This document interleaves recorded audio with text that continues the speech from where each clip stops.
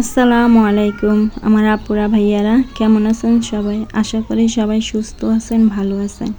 আমি আপনাদের ছোট বোন, আমি আপনাদের দোয়ায় ভালো আছি, সুস্থ আছি। তো বিকাল থেকে শুরু করলাম। আমার বাবা বাজারে গেছে, তারপর বাজার আনছে, আপনাদের সাথে কিছু অংশ শেয়ার করছি। আম্মা এই যে ডাব পারলো, মানুষের হাতে দিয়ে ডাব পারছে আমার মেয়ের জন্য। এই যে মেয়েকে ডাব দিল, ও খাচ্ছে। তো আমার আম্মা আপনাদের সাথে একটা রেসিপি শেয়ার করবে।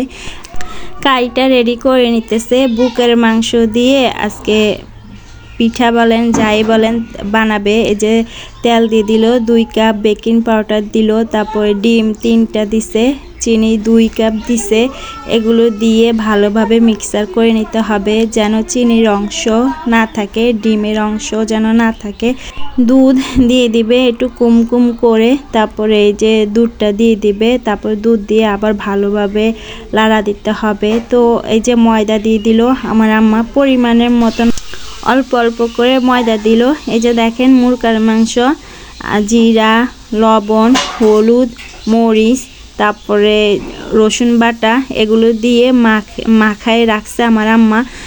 2 ঘন্টা ধরে মেখে রাখছে। তারপরে এই যে অল্প অল্প করে ময়দা দিচ্ছে আমার আম্মা। এই যে মাখানোটা হয়ে গেছে। তো আমার আম্মা মাগরিবের নামাজ পড়ে এটা রেডি করবে এখন বিকালবেলা। তো আমার আম্মা রেডি করে রাখছে। আমার আম্মা নামাজ পড়ে এসে এই যে নাস্তা রেডি করে নেবে। এই যে ফ্রাই প্যানটা বসিয়ে দিছে, তারপরে মুরগার মাংসটা ভালোভাবে ভেজে নিতে হবে। হওয়ার পরে এই যে আমার আম্মা ফ্রাই প্যানের মধ্যে তেল দিছে। এই যে দেখেন কাইটা কত সুন্দর হয়েছে, এই যে এভাবে। তারপরে আমার আম্মা যে ফ্রাই প্যানে ছড়িয়ে দিতে হবে, এই যে ছড়িয়ে দিচ্ছে আমার আম্মা। তো এক এক করে আমার আম্মা এই যে সাজিয়ে নিবে। প্রথমে মুরগার মাংসটা দিয়ে দিবে।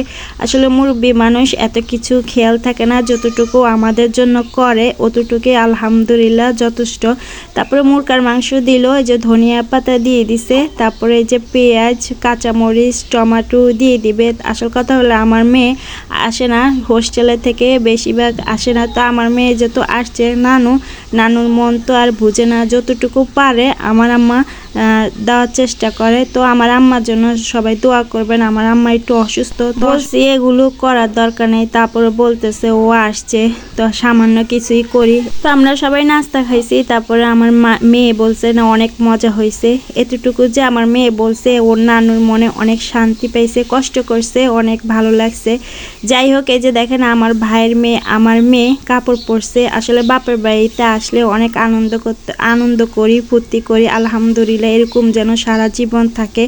এই যে তারপরে এই যে আমার মেয়েও একটু ভিডিও করে নিলাম ওদেরকে। তো আমার ভিডিওটা কেমন লাগছে সবাই কমেন্টে জানাবেন। সবাই ভালো থাকবেন, আল্লাহ হাফেজ।